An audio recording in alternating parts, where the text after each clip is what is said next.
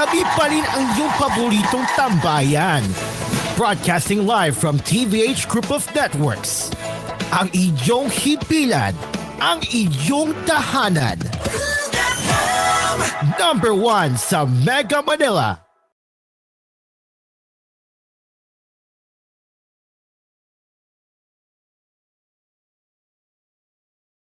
You are listening to Cool FM, live from Cool Studios. This is Cool News at 11.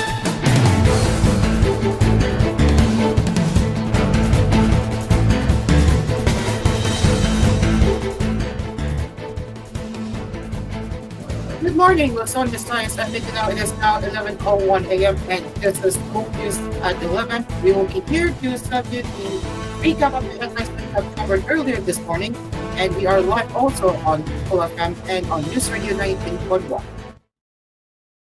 Let's begin with our headlines.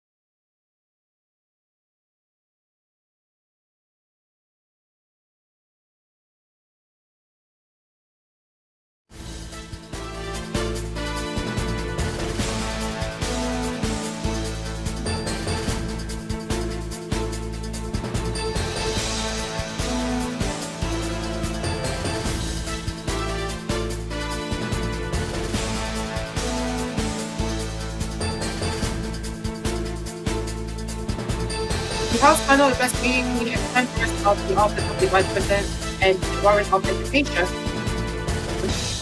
Another one was still headed by both like Vice President for new testimony that raised more questions on how they had used competition funds. This was on top of the challenge of verifying the receipts earlier presented by the OVP to explain how it used 125 million pesos in just 11 years in 2022. In his sixth hearing conducted on the matter of IT Committee on Good Government and Public Accountability, lawmakers tried to piece together where the OVP Special Reporting Officer, Tina Costa, could have possibly have 125 million pesos in confidential funds out of the check she cashed every quarter with the land bank of the Philippines Social Bolivar Mandalay. He also learned that a former SPO had worked for judge at the time of it and managed to go to as many as 26 places around the country, supposedly in a single day to give out rewards. Paid for information on federal state of the look to the at 145 million confidential, 112.5 million confidential funds. Despite earlier invitation,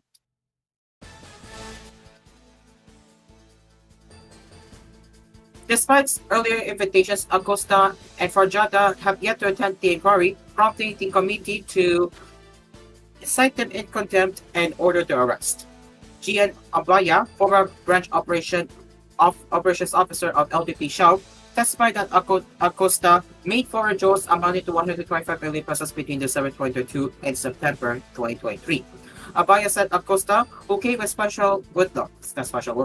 several companions, carried the money in 3 or 4 large gym bags, each containing between 25 million pesos and 30 million pesos. The LBP officer described these transactions as unusual because of the large sums involved. The cash was released over the counter and no special arrangements were made for its transit, Abaya said after the Division Majority Leader and illegal Representative Janete Garin asked whether additional security was provided for the withdrawals. We have no memorandum of agreement with OVP, so the cash was only given to over the counter, she added. For the use of an armored vehicle to deliver such huge amounts to clients, a memorandum of agreement was required, she added.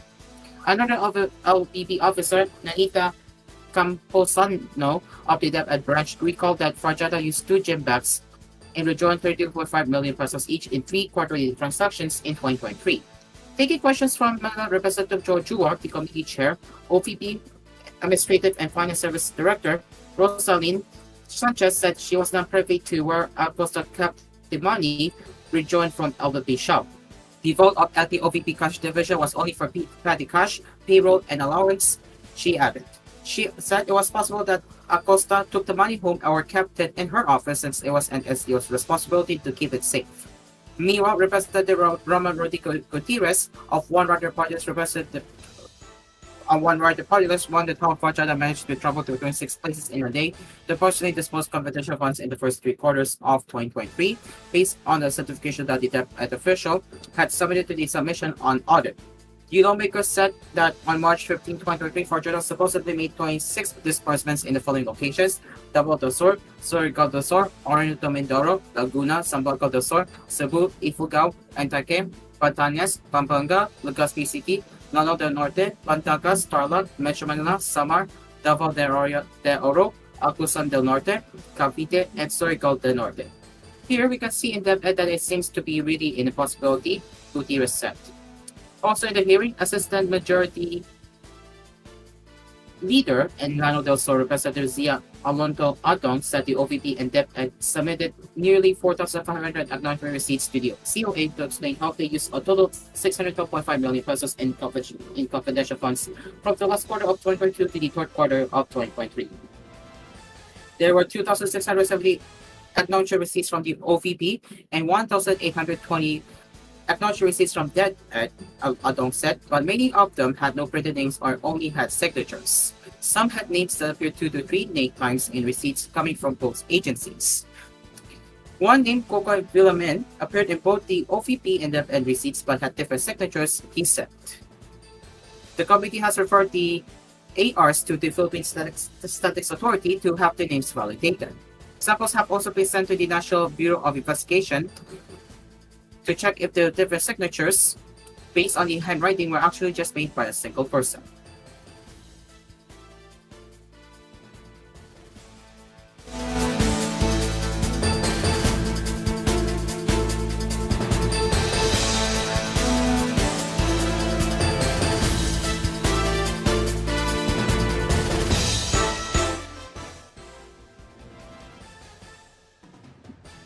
The Court of Tax Appeals has ordered the Venezuela city government to refund 3.81 million pesos in taxes annually collected from North Luzon Expressway Corporation (NLEX) for revenues it generated from highway signs and billboards from 2012 to 2019. In its November 18 decision, the court's second division partially found merit in NLEX Corporation's petition to review the March 2023 decision of the Caloocan City Regional Trial Court that denied the company's business tax refund claim. Also implicated in the case were Venezuela City Treasurer Adelia Soriano and Ulysses Gallego, the officer in charge of the city's business permit and licensing office. They were both tagged as the city officials who supposedly conducted the tax assessment on the signatures the company maintained on the expressway. While the tax appellate court reversed the lower court's ruling and asserted that NLEX Corporation was entitled to a tax refund for the signage service and corresponding interest, it excluded the refund for other charges not considered local taxes, citing Republic Act No. 1125 or the CTA's charter. The other charges are merely regulatory fees and not taxes, hence the court has no jurisdiction to rule on the refundability of the same, the CTA said in its decision penned by Associate Justice Corazon Federal Flores. This meant that only 3,814,290.27 pesos representing signage services, surcharge and interest and tax credited were allowed for tax returns from the original total of 3,841,779.85 pesos in tax collections that NLEX Corp had claimed from the city government. In granting the local business tax refund, the tax court noted that the tollway operators advertising installations in Venezuela City do not operate as branch, sales outlet, or warehouse where financial transactions are conducted. Instead, activities for the sales and booking of revenue for financial transactions of the signatures and billboards are handled at the NLEX main office in Balintawak, Caloocan City. Evidently, any and all local business taxes due thereon should accrue to Caloocan City where its principal office is located, in accordance with Section 150 of the Local Government Code of 1991, said the CTA. It noted that city officials were not able to present evidence to prove otherwise.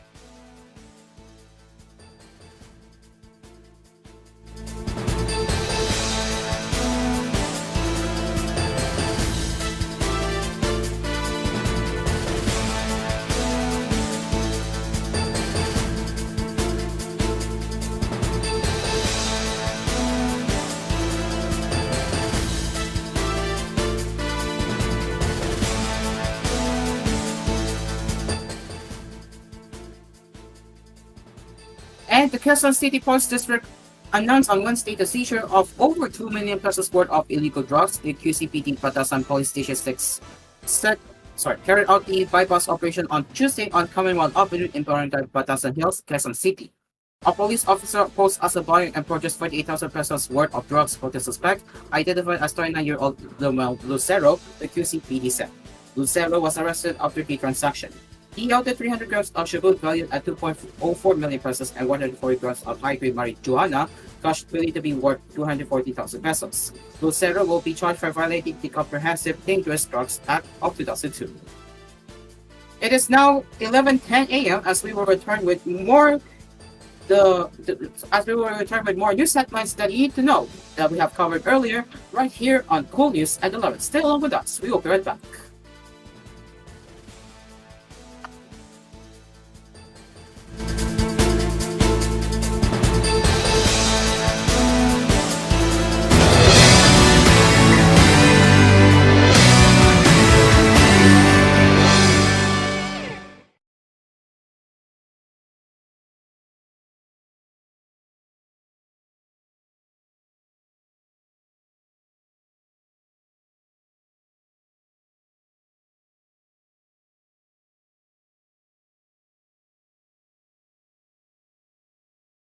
This koolNews edition was brought to you by Your Ace Supermarket, ang budget-friendly supermarket ng Pilipinas. Now in 6,900 locations around the Philippines and Southeast Asia. Katips Hot Dog, amoy na amoy ang sarap. Kids can tell. MX3 Natural Supplements, verified with alpha, beta, and gamma mangosteen. MX3, tunay, natural at original. Fuji Denso Home and Commercial Appliances, where you get reliable, durable, and energy-saving products. Upgrade your usual appliances of Fuji Denso HV inverter appliances. Fuji Denso, quality above all. Unique toothpaste, Maxalaga with maximum fluoride protection. Manufactured by ACS Manufacturing Corporation. ISO certified world-class quality. ACS. And Musicultura Heritage Foundation Center, a museum of all fan-made multimedia and Philippine history. Visit us today at Greenbelt, Makati City from 10 a.m. to 6 p.m. Musicultura, a non-profit joint venture project of Able Media and TVH Group of Networks Incorporated.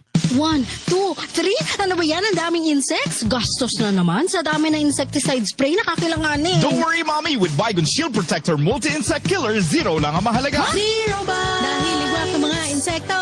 Zero harm. Safe ang buong family mo. Zero chances of pest disease. Kaya bato ng products mo. With Baygon Shield Protector Multi-Insect Killer, hindi lang 7, hindi lang 8, kundi 11 insects ang kayang patayin nito. Zero tolerance sa mga insekto. Baygon Shield Protector! Multi-insect killer. Land Bank is transforming to serve the nation better. Sa digital innovations, mas napabubuti ang inyong pagbabangko saan man kayo 24/7. We bring financial services and solutions to the unbanked and underserved. Naniniwala ang Land Bank na ang bawat Pilipino ay maaaring mamuhay ng matiwasay at magtagumpay. Together we build a brighter future, from countryside to countrywide. Your future, powered by Land Bank. Land Bank is regulated by the Bangko Sentral ng Pilipinas and a member of PDIC and Banknet. Spice ganda! And my for Max Saver Sulit Busog Meals. Huwag nang gumastos ng sobra-sobra pa. 99 pesos na lang, sulit busog ka na. Ang mabusugera. Extra rice sa iraramba. Extra busog sa Crispy Chicken Filet Meal at Crispy Chicken Filet Ala King Meal na may extra rice na. 99 pesos lang in all stores. Max Saver Sulit Busog Meals, 99 pesos na lang. Ang mabusugera.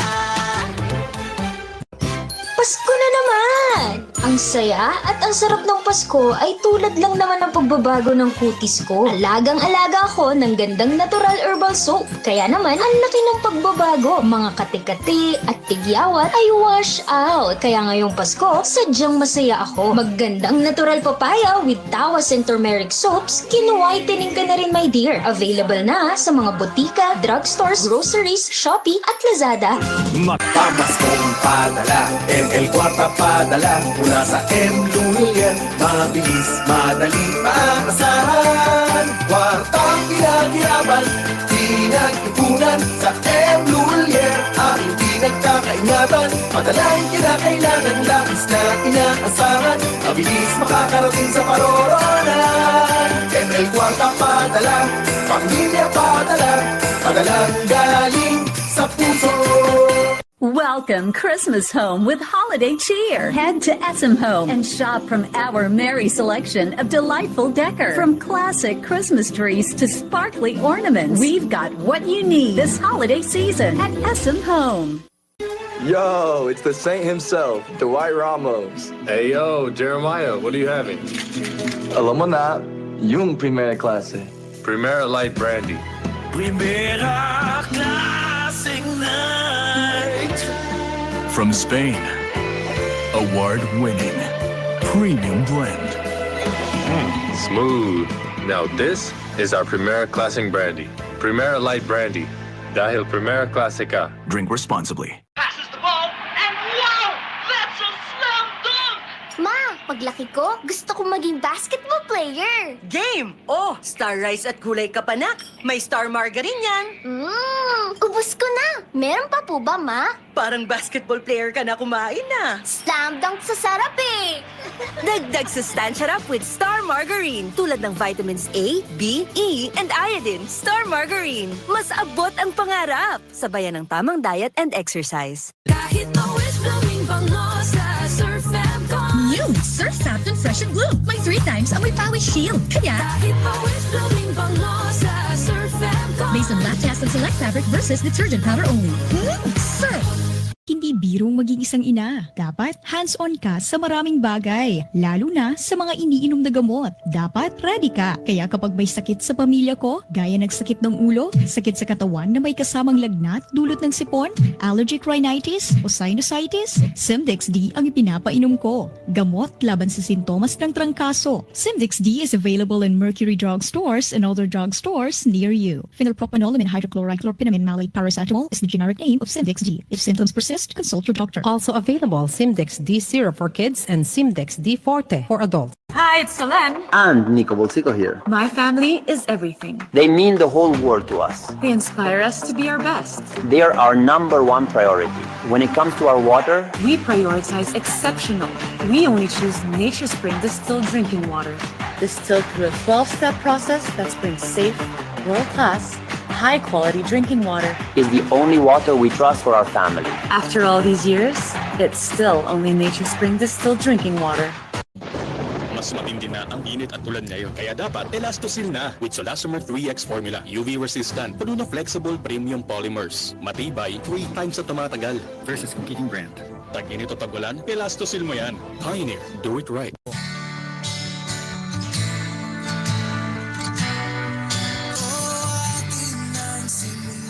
Iwasan ang mahabang pila. Ang pandaraya sa buwis, bayan ang maghihinagpis. Tamang buwis ay bayaran sa ikaunlad ng bayan. Lahat tayo ay magtulong-tulong. Paghingi ng resibo ay isulong. Iwasan makandado. Magbayad ng wasto. Sa BIR magparehistro bago magnegosyo para hindi makalaboso. Magbayad ng maaga. Isang public service announcement mula po sa 101.3 Radyo natin Ujongan at BIR RDO number 35 Romblon. Barbie Forteza po. And I believe ang taong sa pera ay wais, ang skin pwede pa rin kuminis. And I thank you, Silka Papaya Lotion. Dahil 750 pesos SRP lang, giving na ang papaya enzymes niya. Affordable skincare, di ba? Kaya kung bet mo ay kutis na lit, sa Silka Papaya Lotion kumapit with regular use. Slay it with the skin na giving. Stay lit with Silka with regular use for only 750 pesos SRP. Si Camille, maamo, pero matapang. Siya'y bata pa, pero daming nagawa. Camille Villar, inangat ang kabuhayan. Subok ang pangalan, pananaw ay bago. Natural na tao. C-A-M-I-L-L-E Camille Villar po, samahan po ninyo ako sa bagong bukas. Camille Villar, bagong boses, bagong bukas. This is a paid advertisement by Paolo Villar. You're listening to Cool FM. #1 sa Mega Manila. Nationwide pa!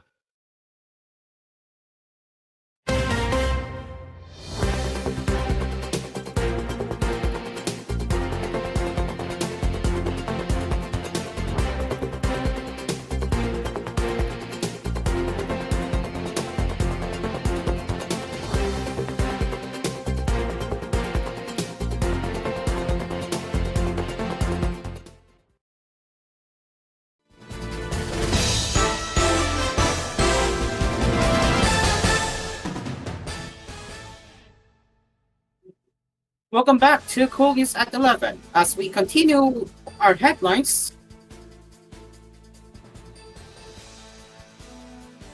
some Philippine offshore gaming operators are trying to circumvent the total ban imposed by the government on their operations by disguising themselves as restaurants and resorts. Interior Secretary Juanito Victor Rebula told members of the Commission on Appointments on Wednesday.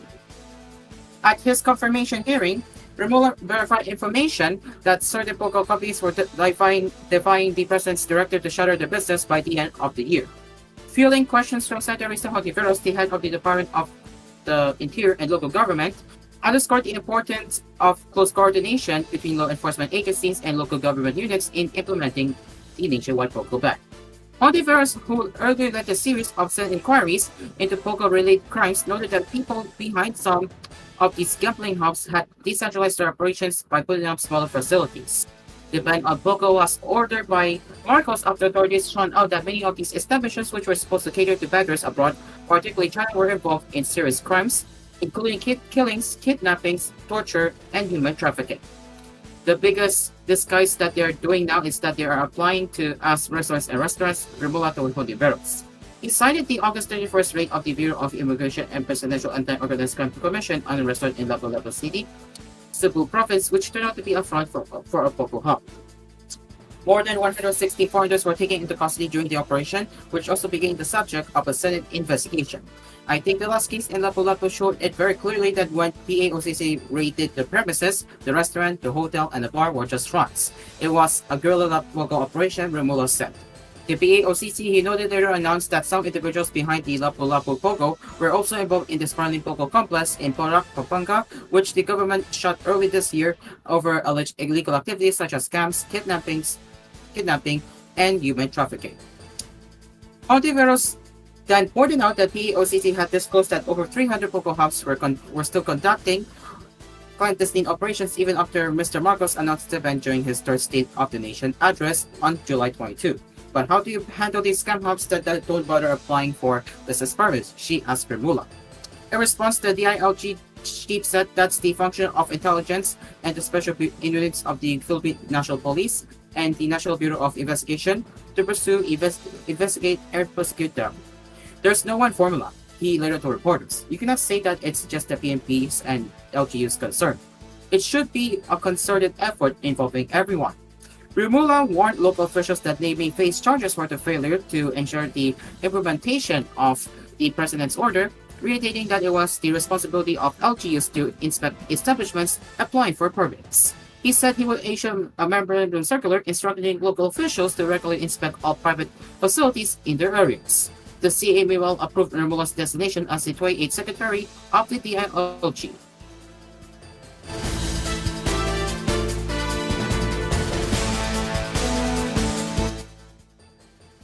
Rebula has extensive experience in local government and administration, which I'm sure will give him a better understanding of the issues and challenges confronting our LGUs today, said Senator Juan Miguel Zubiri, who presided over the confirmation proceedings.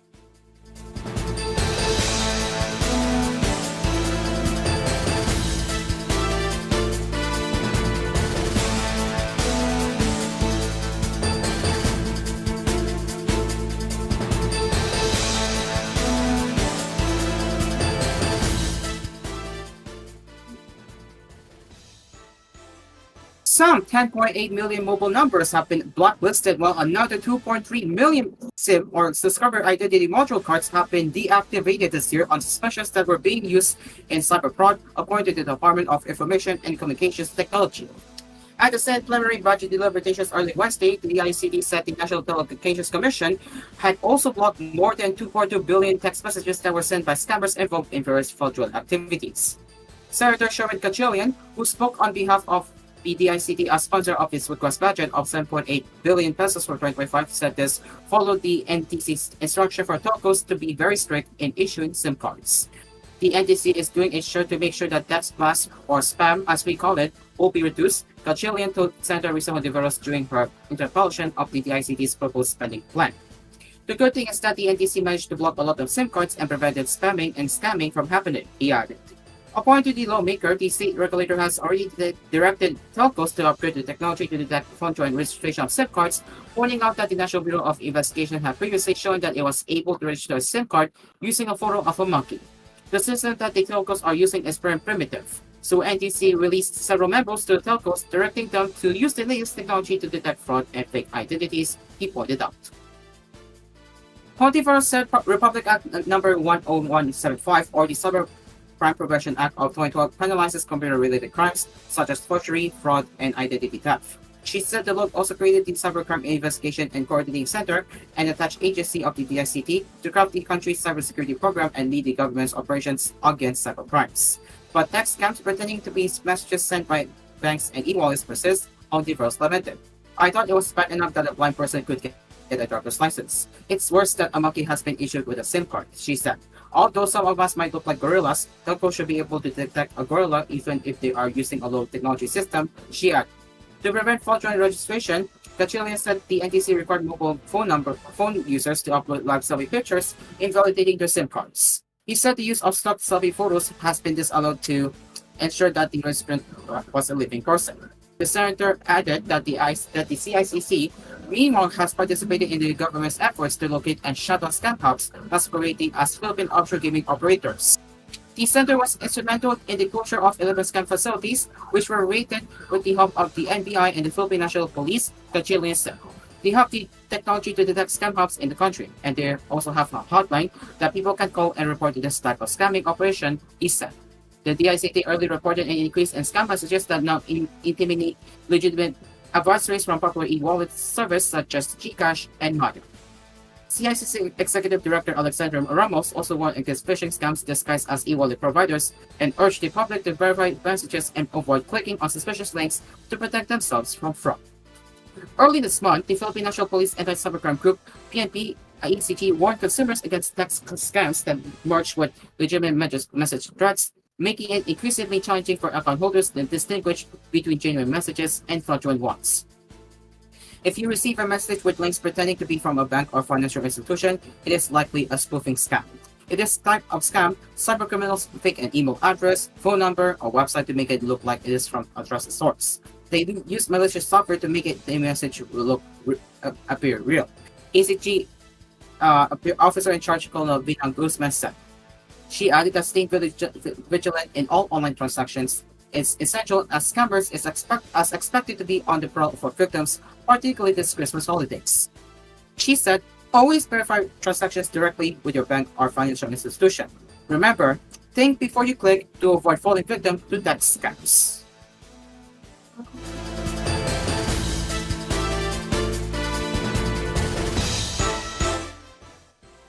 And finally, onto international headlines, social media companies could be fined more than $30 million if they fail to keep children off social media under new laws to be debated in Australia's parliament Thursday.